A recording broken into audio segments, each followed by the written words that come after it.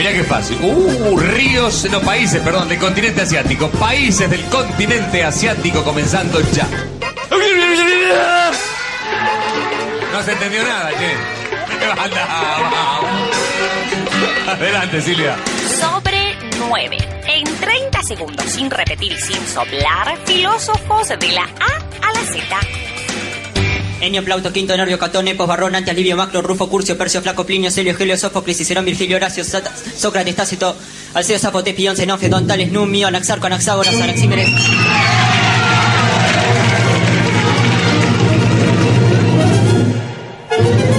Diccionario de filósofos.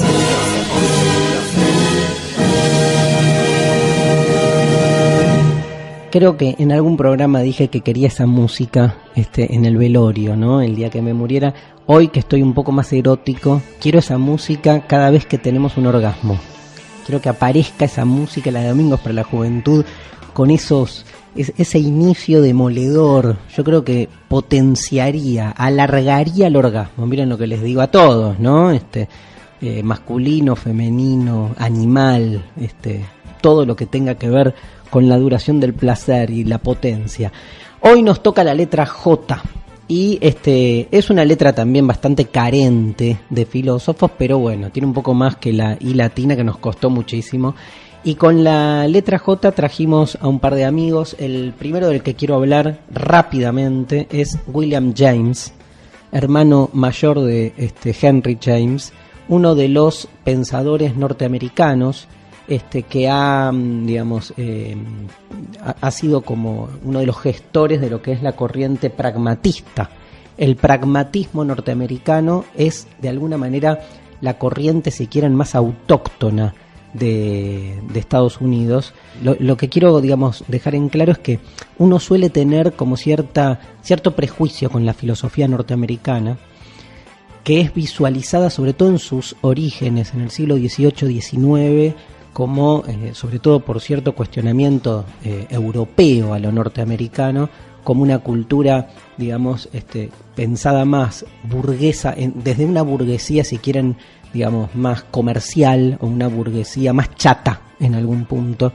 Y sin embargo el desarrollo de la intelectualidad ha sido fascinante, artística e intelectualmente, pero sobre todo en lo que refiere a algo más identitario. O sea, los norteamericanos han creado, por decir así, su propia lectura de un tipo de filosofía que no es muy distinta a otras, que tiene como sus traducciones europeas, pero que está como muy incorporada a lo que es la identidad yanqui, que es el pragmatismo. Ya de por sí la palabra pragmatismo implica una identificación, ¿no? Digo, en este sentido, uno puede pensar al empirismo como una filosofía inglesa, más allá de que hoy cualquiera de ustedes argentino se sienta empirista, hay una identificación en el origen del empirismo con muchas de las facetas que hacen a la cultura inglesa. Con el pragmatismo norteamericano pasa algo parecido.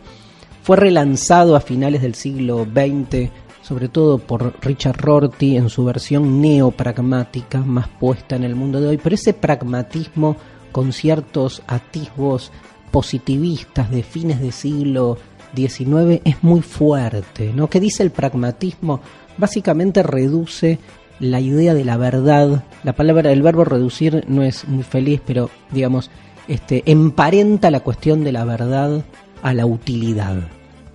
Vieron que en general llamamos pragmático a alguien que es alguien más bien práctico, alguien que está pensando más en las consecuencias que en las ideas, ¿no? En los resultados y en cómo acomodar todo para que los resultados sean eficientes o sean productivos o sean útiles, que a ciertos principios ideológicos, por decir así, que en todo caso por quedar atrapados de esos principios muchas veces los resultados son negativos. El pragmático tiene como mayor flexibilidad. El pragmatismo en ese sentido es muy crítico de la metafísica, asociando esos principios a principios metafísicos que parecerían ser inalcanzables. Entonces, en ese sentido, es muy deconstructivista el pragmatismo, porque se pone como muy a favor de un cuestionamiento radical a esos principios ordenatorios que no tienen una fundamentación o que encubren detrás de fundamentaciones absolutas intereses. El pragmatismo, por decirlo así, es un sacarse la careta, ¿no? Y en ese sentido asociar la verdad a la utilidad es matar a la verdad, ¿no? Bueno, recomiendo William James, un autor, él, John Dewey, el mismo Peirce, son de esa primera etapa del origen del pragmatismo norteamericano que después va a atravesar todo el siglo XX.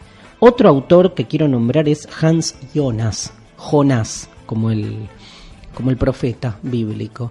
Un filósofo bastante particular, no muy reconocido. Sin embargo, digamos, cuando uno se mete a estudiar filosofía aparece, sobre todo en dos cuestiones. Una es su cuestionamiento al avance tecnológico.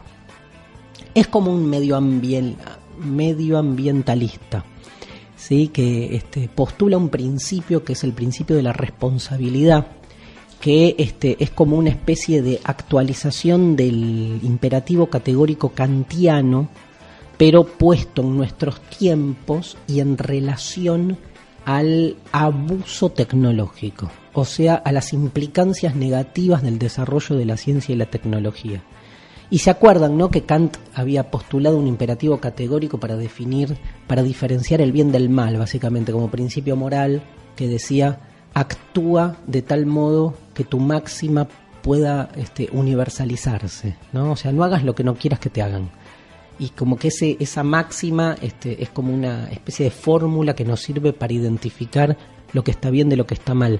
Lo que dice Hans Jonas, reformulando el principio kantiano y ligado al apocalipsis tecnológico que él ve venir, es lo siguiente. Dice así, literal: obra de tal modo que los efectos de tu acción sean compatibles con la permanencia de una vida humana auténtica en la Tierra. O sea, él está más preocupado por cómo la tecnología va destruyendo el mundo. Y entonces lo que postula es que una acción moral tiene que estar identificada con acciones que en el fondo no generen consecuencias, incluso aunque uno no se dé cuenta, pero que no generen consecuencias nocivas para que la vida humana en la Tierra pueda seguir reproduciéndose. En ese sentido, Jonas es heredero de otro hecho que él lo marca fuertemente, que es la Segunda Guerra Mundial. Él vive el Holocausto, ¿no? La Shoah, ¿sí? Auschwitz, y entonces tiene un texto, yo lo conocí por ese texto primero, que se llama El concepto de Dios después de Auschwitz, que es, él se pregunta dónde estuvo Dios cuando el ser humano se autodestruyó a sí mismo. Y más porque su preocupación tecnológica está ligada a que los campos de exterminio eran fábricas donde la tecnología estaba puesta al servicio de la destrucción de lo humano. Por eso, cuando él se pregunta por Dios, está muy presente su aversión a esta monstruosidad tecnológica que él todo tiempo percibe en sus efectos negativos. Y él dice, bueno, Dios renuncia, ¿no? Dios se ausenta, o sea, teológicamente, Jonas dice que lo que hace Dios en Auschwitz es haber perdido una de sus características fundamentales, que es la omnipotencia. No lo puede todo y por eso dejó que hubiera el mal, ¿no? Pero bueno, ahora tiene que por eso hacerse el ser humano responsable. Una cosa está ligada por otra, pero es muy fuerte su cuestionamiento a la figura de Dios. El tercer autor que vamos a nombrar con J, estoy corriendo porque no hay tiempo y este programa dura 1 hora, debería estar al aire todo el tiempo, 24 horas, ¿no? Un horror, como Truman. Mariana, te morís, ¿no? Bueno, y que es, tengo 2, uno griego y uno contemporáneo. ¿De cuál hablo? Contemporáneo, dice Mariana. Vamos a Karl Jaspers. ¿Qué pones cara de sí? ¿Lo conoces? No. ¿Sí? ¿Lo conoces a Karl Jaspers? ¿Me escuchás? Ah, ok. ¿Pero lo conoces? No. ¿Y a Genófanes? Tampoco. Bueno. Vamos con Jaspers. Karl Jaspers es un autor que tiene un montón, digamos, podemos entrarle por muchos lados, pero tengo 2 minutos. Quiero decir esto.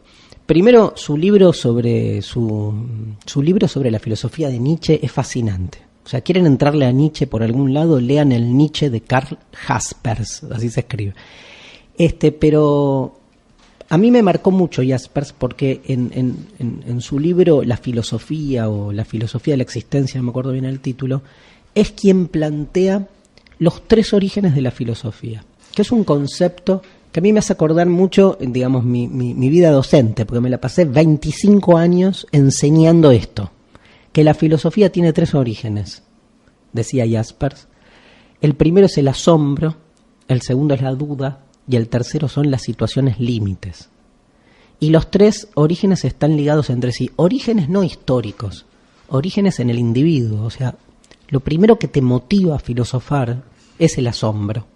Y vos llegás al asombro cuando realmente colocás, digamos, la conciencia en un lugar extrañada de sí misma, y lo mismo que ahora estás viendo, por ejemplo, estar viendo la radio, estar viendo la computadora, estar viendo la pared, si uno quiere, puede poner entre paréntesis todos los preconceptos que hacen que esa pared funcione donde debe, que esa radio haga lo que tiene que hacer, y todo se nos vuelve extrañadamente insoportable, ¿no? Extrañadamente difuso. Entonces todo es motivo de asombro. Es más, la filosofía debe recuperar el asombro originario. Si no, no es filosofía, es ciencia, es otra cosa, es sentido común, pero para que sea filosofía hay que, digamos, habilitar al asombro. Esa habilitación o habilitamiento, o habilitada, ¿no? Bueno, del asombro, hace que una vez asombrados, todo se nos vuelva en algún punto cuestionable. O sea, el asombro nos lleva a la duda. No a la duda tipo, ¿qué voy a comer hoy a la noche? La duda existencial. ¿Por qué las cosas son como son cuando pueden ser de otra manera? Y lo que dice Jaspers es que esa duda nos hace entonces ser conscientes de nuestros propios límites. Algo que todo el tiempo se nos atraviesa en lo que en filosofía se llaman situaciones límites, esas situaciones que nos limitan y por eso nos hacen nos vuelven conscientes de nuestra finitud. El hecho de que nos tengamos que morir, el hecho de que haya dolor, cosas que no podemos resolver desde nuestro poder. Esas situaciones límites también hacen a la filosofía, dan origen a la filosofía. Bueno, 3 filósofos con J. Esto ha sido Diccionario de Filósofos. Nos vamos a la pausa. ¿Cansado de tener problemas con los conceptos? ¿Cree que está repitiendo una idea sin analizarla? No sufra más. Darío Stanraiver es la solución. Demuele, desmonta, irrumpe. Deconstrucciones en Demasiado Humano. Hay que vivir en arte y todos deberían casarse con el arte desde que nacen. Desde que nacen ya tienen que vivir en arte. Porque es estar en un estado superior que te eleva. ¿Qué significa casarse con el arte? Bueno, que no te podés liberar nunca más. ¿Puedes seguir haciendo arte en estos días tan cibernéticos, en este mundo que pareciera tan tecnificado? El arte es lo único que nos salva. Va más arriba de la política, más arriba de lo social, más arriba de todo. Mirá Van Gogh, pobre, siempre el ejemplo de Van Gogh, que era pobre y hizo el mejor arte del mundo. Entonces, vivamos en arte, es lo único que nos va a salvar. Nos salva el arte. Bueno, era Marta Minujín con algunas declaraciones provocativas, como siempre. Esta sección de construcciones hoy se nutre de la frase de Oscar Wilde que dice que el arte es una actividad completamente inútil. O sea, vamos a hablar sobre la inutilidad del arte. Hay 2 maneras de construir al arte en su relación con la utilidad. Es o tomar la vía del arte o tomar la vía de la utilidad. O sea, podemos deconstruirlo en 2 caminos que parecen opuestos pero que conducen a lo mismo. Digo, en definitiva, podemos cuestionar o bien, digamos, hasta qué punto realmente el arte es inútil y salir a defender que hay una utilidad del arte pero que no la sabemos reconocer. Y en ese sentido lo que estamos haciendo es sostener el concepto de utilidad y tratar de que hasta las cosas que parecen más inútiles encontrarle su sentido utilitario. Es una manera, yo qué sé, no es la nuestra, ¿no? Digamos, porque a nosotros, en general, los que, digamos, nos sentimos más identificados con el paradigma de la deconstrucción, vamos a pegar al revés, vamos a pegar por otro lado, que es como demostrar más bien que el arte es inútil y que está bueno que sea inútil, porque está bueno que haya inutilidad en el mundo. Lo que nos preocupa es la hegemonía del valor de la utilidad como valor dominante y único, que hace que, entre otras cosas, a los que hacen arte se los coloque en ese lugar desterrado, en ese lugar extraño, ¿no? Porque en general lo que se está suponiendo de esta manera es que hay actividades, hay expresiones, hay figuras, formas de encarar la vida, si quieren llamarlo así, que estarían como al revés de lo que dicta la valoración hegemónica, que es la idea de que todo tiene que servir para algo. Y esto, digo, bajado a lo chiquito, es fuerte, porque en el cotidiano te encontrás con una especie de juicio moral social permanente, sobre todo para todos aquellos que son de algún modo puestos casi como en un reservorio de inutilidad, que está etiquetado después de las peores maneras, ¿no? La peor manera de discriminar al que hace algo inútil es, ay, qué simpático lo que hace, pero que al pedo, ¿no? O qué divino, o qué bello, y sin embargo esa belleza en el fondo no cambia el mundo, ¿no? Y a mí me parece que lo interesante de sostener un poco, saliendo de la frase de Oscar Wilde, la inutilidad del arte, es sostener un carácter subversivo de la actividad artística, porque yo entiendo ahí lo revolucionario del arte en evidenciar que la inutilidad tiene tanto valor como la utilidad. Digo, en algún punto cuando corremos al arte y lo colocamos en ese lugar, digamos, inservible, lo que estamos haciendo en ese acto es acallar una voz, que es esa voz que está cuestionando la hegemonía del valor de la utilidad como valor único y que muestra al servicio de qué la utilidad se estructura. Porque no es casual que el valor dominante sea la utilidad y no otro. La utilidad es el concepto madre que estructura un sistema pensado desde la racionalidad instrumental, desde el cálculo, desde la ganancia, en definitiva, desde el ego. O sea, hace explotar mucho la idea de un arte, digamos, que se coloque en ese espacio de lo inútil, hace explotar las bases mismas de toda una metafísica, que en definitiva sostiene una relación de lo humano con la naturaleza, de lo humano con lo humano, desde la manipulación, ¿no? Desde la apropiación, desde un pensamiento binario más pensado en el desarrollo de lo propio y en la excomulgación de todo lo ajeno. Y el arte viene con su frescura, su espontaneidad y su locura a traer lo incomprensible, lo irracional, lo que no cuaja. La belleza, ¿no? ¿Para qué sirve? ¿Qué cambia? ¿Qué transforma? Siempre la mejor manera de birlarle su motivación revolucionaria es colocarla en el lugar de la superficialidad. Yo me acuerdo cuánto se ha cuestionado a uno de los grupos emblemáticos para mí del rock nacional de los 80, que fueron los Virus, que se les cuestionaba, digamos, en una época, sobre todo al final de la dictadura, comienzos de la democracia, de un arte comprometido, social, se les cuestionaba sus canciones bailables, como carentes de un contenido de protesta, ¿no?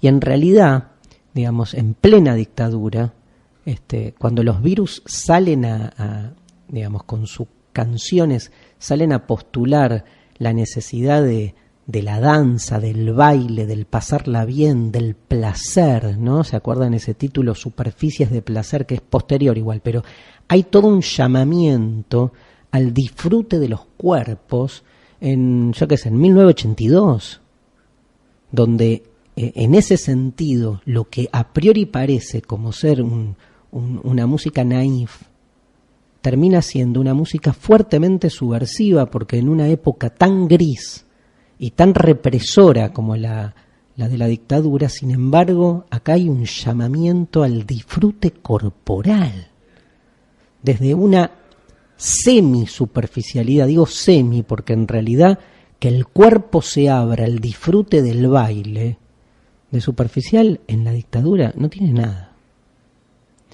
Es interesante cómo pensar la relación del arte con lo útil. Veamos qué dice, por ejemplo, Paul Auster cuando recibe el premio Príncipe de Asturias. Not necessarily. I think the beautiful thing about art of all kinds is there are no rules, there are no precedents. Everyone is a unique individual. El arte es inútil, dice Paul Auster, al menos comparado con el trabajo de un fontanero, un médico, un maquinista. Pero, ¿qué tiene de malo la inutilidad?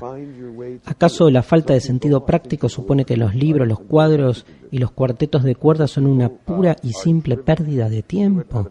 Muchos lo creen, sigue Paul Auster, pero yo sostengo que el valor del arte reside en su misma inutilidad, que la creación de una obra de arte es lo que nos distingue de las demás criaturas que pueblan este planeta y lo que nos define en lo esencial como seres humanos. Hacer algo por puro placer, por la gracia de hacerlo. Piénsese en el esfuerzo que suponen las largas horas de práctica y disciplina que se necesitan para ser un consumado pianista o bailarín. Todo este trabajo y sufrimiento, los sacrificios realizados para lograr algo que es total y absolutamente inútil. Brillante Paul Auster, ¿no? Año 2006, octubre del 2006, recibiendo el premio Príncipe de Asturias. Pero bueno, uno diría, es un acto de defensa, ¿no?, del artista que trata como de justificar su inutilidad. Pero es interesante repensar a fondo la idea de inutilidad. Me parece que mal nos haría tratar de encontrarle un sentido útil a lo que se postula desde la inutilidad como un cuestionamiento de toda utilidad. Si alguien me siguió, tiene un premio, y quiero cerrar este bloque con el mismo prefacio del retrato de Dorian Gray, donde Oscar Wilde sostiene la frase que hoy hemos deconstruido. El artista, dice Oscar Wilde, voy salteando, es creador de belleza. Revelar el arte y ocultar al artista es la meta del arte. No existen libros morales o inmorales, los libros están bien o mal escritos, eso es todo. Ningún artista es morboso, el artista está capacitado para expresarlo todo. Todo arte es a la vez superficie y símbolo. Quienes profundizan sin contentarse con la superficie se exponen a las consecuencias. Quienes penetran en el símbolo se exponen a las consecuencias también. Lo que en realidad refleja el arte es al espectador, no a la vida.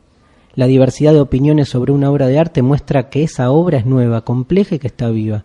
Cuando los críticos disienten, el artista está de acuerdo consigo mismo. A un hombre le podemos perdonar que haga algo útil siempre que no lo admire. La única excusa para hacer una cosa inútil es admirarla infinitamente. Todo arte es completamente inútil. Titanes en el ring.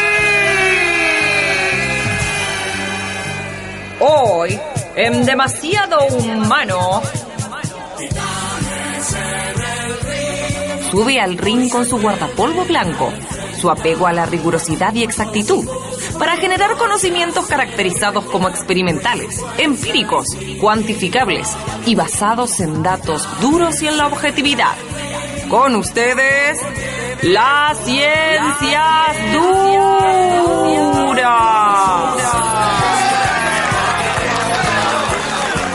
Y por la otra esquina, lo vemos llegar con su pullover peruano y su morral con un ejemplar del Capital.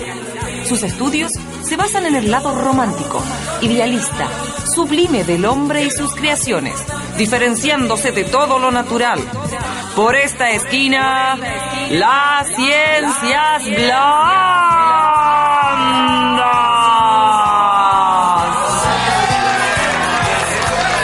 Hoy, en Demasiado Humano, ciencias duras versus ciencias blandas. Bien, aquí estamos, Titanes en el ring, round 10. quién habrá ganado, quién habrá perdido cada una de las batallas, qué habrá pasado con ustedes, queridos oyentes, en cada uno de estas dialécticas, de estas retóricas. Estoy mandando fruta mal, ¿no? Pero no importa, de estas peleas acerca de las bases mismas de nuestro saber. ¿Quién ganó? ¿Platón o Aristóteles? ¿Universalismo o relativismo? ¿Modernidad o tradición? ¿Quién ganó? ¿Fueron siguiendo estos combates o al final vamos a darnos cuenta que todo combate no tiene sentido y que en el fondo todo es lo mismo? Nos falta el bien y el mal, el ser y la nada. Vamos a ir subiendo un poco ahora la discusión. Hoy tenemos una discusión aparentemente chiquita, como habrán escuchado, pero no es tan chiquita, porque uno suele suponer que el conocimiento viene después a explicar algo, ¿no?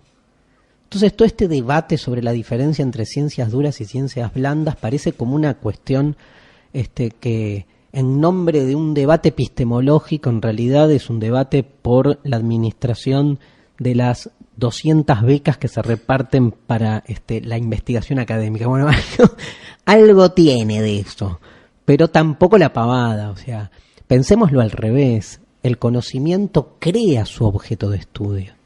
Entonces, no es que existen las ciencias blandas y las ciencias duras porque hay realidades blandas y realidades duras que estos sistemas de conocimiento vienen a representar. Representar puede ser leído no como, no en la dirección desde las cosas hacia el saber, sino al revés, desde el saber hacia las cosas. Que estamos de algún modo constituyendo en nuestra forma de pensar la realidad misma.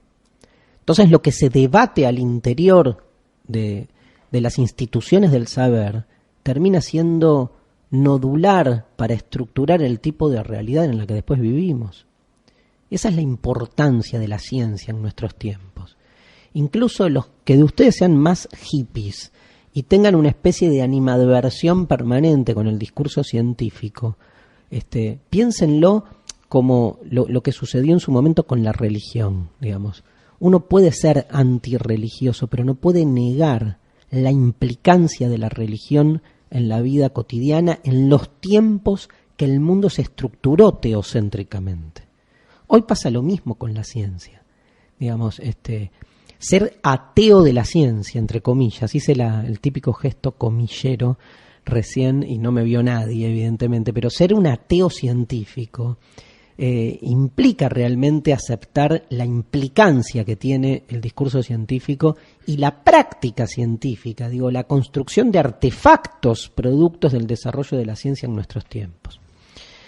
Vamos a armar este debate, que es muy reconocido, sobre todo por los que transcurrimos por las facultades, sobre todo porque hay una jerarquía. El debate no es un debate de iguales. Parece interesante empezar por ahí. No es que, empezamos de cero, hay gente que se dedica a las duras, gente que se dedica a la... Qué mal que sonó, gente que se dedica a las duras, ¿no? Bueno, importa. Y gente que se dedica a las blandas, hablamos de ciencias, ¿no? Y que en ese debate, hay como una igualdad originaria que genera igualdad de posibilidades en esa polémica. No es así. La ciencia, ni bien fue reemplazando al discurso religioso y se fue hegemonizando como nuestro lenguaje, epistemológico triunfante, lo hizo a través de las ciencias naturales, lo hizo a través de las ciencias formales. Hay un matrimonio ahí entre la lógica y la matemática por un lado y lo que llamamos ciencias naturales por el otro, sobre todo la tripleta física, química y biología. Hay entre ambos, o sea, entre las formales, lógica y matemática, cuyo objeto de estudio son las estructuras, las formas, los números, los razonamientos lógicos por un lado. Decía, hay un matrimonio con lo que llamadas ciencias naturales, que parecerían a priori ser ciencias que se dedican al estudio concreto de la naturaleza, exenta de toda intervención humana. Esto es a priori el objeto de las ciencias naturales. O sea, la biología estudia, digamos, a los organismos vivos. No importa, digamos, después el comportamiento humano, sino que se toma, como si dijésemos, entre comillas de nuevo, objetivamente un cuerpo vivo y se lo analiza. Se toma objetivamente un pedazo de la naturaleza y se analizan sus movimientos, sus fuerzas, sus composiciones materiales, su química. Entonces, este matrimonio entre las ciencias formales y las naturales fue el que rápidamente se apropió del discurso científico y se constituyó en método científico incuestionable. Y se le exigieron a las ciencias blandas, que de blandas lo que tienen es justamente que no logran, porque su objeto de estudio es lo humano y todas sus contradicciones, lo que tiene de blanda entonces es que no logran encajar en todo ese sistema de leyes que parecerían funcionar a la perfección según las ciencias naturales. Claro, una ley histórica lejos está de acercarse a una ley astronómica. Imagínense si los pueblos reaccionaran socialmente como la luna que gira alrededor de la Tierra. Aburridísimo, ¿no? Aburridísimo el mundo, por un lado. Pero por otro lado, todo muy previsible, imposible. Es interesante, ¿no?, esta diferencia. Por eso lo que decía es que las ciencias naturales rápidamente colocaron a las sociales, a las blandas, en un lugar de jerarquía inferior, sobre todo porque no podían alcanzar la misma exactitud que este método científico, que las mismas naturales promueven como el método único de la ciencia, ¿no?, y establecen como sin fisuras. Lo interesante es poder romper esta lógica, poder romper la jerarquía, entender casi anárquicamente, como decía Paul Feyerabend, que cada disciplina tiene su propio método, que no hay un método hegemónico, que el que la historia o la sociología no alcance leyes universales con la misma exactitud que las ciencias naturales no dice nada, que las ciencias naturales cuando alcanzan sus leyes universales después a los 10 años viene alguien y las refuta, o sea que la exactitud de la que se nutren también es cuestionable y también se derrumba en algún momento. Por ahí lo interesante en términos más políticos es ver otro tipo de abuso, de utilización, digamos, de estas epistemes, como diría Foucault, ¿no?, de estos marcos conceptuales epistemológicos que después instalan verdades. Como, ¿de qué estoy hablando? Por ejemplo, es muy común que la economía, que es claramente una ciencia blanda o social, postule en ciertas lecturas que las leyes de la economía tienen el mismo valor que una ley natural. Entonces, si nos hacen pasar las leyes del mercado como si fuesen de la misma ontología que las leyes de las órbitas de los planetas, cagamos, ¿no? Digo, el mercado, por ser algo propio de la naturaleza, entonces es inmodificable. Bueno, pero escuchemos a qué nos dice al respecto un amigo nuestro, un maestro, un colega, que da clase en un colegio en una ciudad muy particular. ¡Skinner se volvió loco! No enloquecí, estoy usando el principio de conservación del impulso angular para nivelar el contenedor. ¡Eso es genial! También deberían enseñarlo en la escuela. Lo enseñamos en la escuela, pero estás muy ocupado comiendo golosinas y haciendo maldades. Tienes razón, aprender tiene su lado bueno. ¡La educación nos gobierna! Lo que debería ser obligación es que los Simpsons se trabajen en la escuela, ¿no? Qué impresionante, qué grande Skinner, qué emblema de... qué emblema. Es como una expresión acabadísima. Estoy on fire hoy, ¿eh? Una expresión acabadísima del buen docente. Interesantísimo el lugar en el que nos expone Skinner a muchos docentes. Pero escuchemos a un gran filósofo. Un filósofo, ¿sabían que era filósofo? ¿Vos sabías, Mariana? Sí, obviamente. Vos me lo contaste, ¿no? En otro programa lo dijimos, ¿no? Yo lo dije, soy un desastre. Que es nuestro cineasta favorito, Alex de la Iglesia, hablando sobre la filosofía. La filosofía parece que no es un objeto de primera necesidad. Parece que, que corresponde a un grupo de diletantes que están, pensando en las musarañas, ¿no? Y no es así, francamente. Yo creo que no me gustaría pertenecer a un país en el que precisamente la cultura es un artículo de lujo. O sea, yo creo que es necesaria y sobre todo que es esencial para que la gente sepa pensar. O sea, lo bueno en este caso concreto de la filosofía, yo creo que te estructura la cabeza. Tienes un discurso que tiene un principio, un medio y un final. Sabes organizar las ideas y sobre todo sabes criticar. Eso es lo más importante. Yo creo que la filosofía sirve para poner en duda el pensamiento de los demás y poder construir el tuyo propio. Es algo esencial. Diletante y musaraña me encanta. Lo amamos a Alex de la Iglesia. Impresionante su descripción porque nos genera, como para ir cerrando el bloque, la pregunta sobre en qué lugar colocar a la filosofía. O sea, la filosofía, ¿es una ciencia dura o una ciencia blanda? Evidentemente esta categoría binaria no nos sirve porque uno contestaría depende de cuál filosofía. Hay filosofías que estarían más cerca de un pensamiento lógico. Si tomamos, fíjense, una parte de la respuesta de Alex de la Iglesia cuando habla del método filosófico, un método crítico, pero que sin embargo sigue ciertas normativas, las argumentaciones siguen ciertas lógicas, entonces está mucho más cerca de la lógica y la matemática de lo que uno supone. La lógica y la matemática constituyen lo que se llama las ciencias formales, ¿sí? Digo, por si alguien se perdió, armo como una especie de árbol de Porfirio. Digo, la primera separación que haríamos sería entre ciencias formales y ciencias fácticas, o sea, que trabajan hechos. Las formales lo que fomentan son estructuras para categorizar y pensar los hechos. Después tenés hechos naturales y hechos sociales, que esa sería la divisoria entre duras y blandas. Lo que pasa que en el corte dura se asocia, como decía antes, las naturales con las formales. Pero la pregunta que queda para cerrar es ¿dónde metemos a la filosofía? A mí me gusta pensarlo desde otro lugar. A mí toda esta diferenciación entre ciencias naturales y ciencias sociales o duras y blandas, creo que nos hacen perder la conciencia de que en última instancia todo discurso científico, antes que nada, es un discurso. Y si es un discurso, es un conjunto de palabras.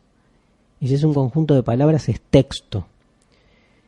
Y si es texto, antes que nada, todo discurso sobre el conocimiento, como es texto, está totalmente estructurado por las categorías estéticas que están presentes en la elaboración de todo texto. O sea, yo diría que al final de cuentas todo discurso científico tiene mucho más de arte de lo que supone. Y el arte me parece que no solo es completamente inútil, como decía Oscar Wilde en el bloque anterior, sino que hace explotar al método científico. Porque podríamos analizar en algún sentido todas las prácticas científicas a través del uso de su lenguaje.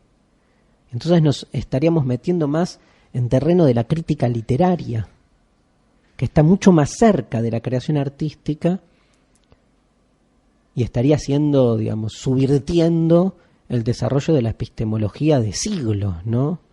Donde claramente, digo, el arte no entra ni en la categoría de ciencia blanda, no tendría ni entidad, o sea, no sería ciencia. Me gusta más pensar a la filosofía entre la ciencia y el arte, ¿no? En esa oscilación e indefinición, pero claramente, como decía Alex de la Iglesia, nos permite por lo menos poner en cuestión todo, incluso a sí misma. Un aula, un escenario,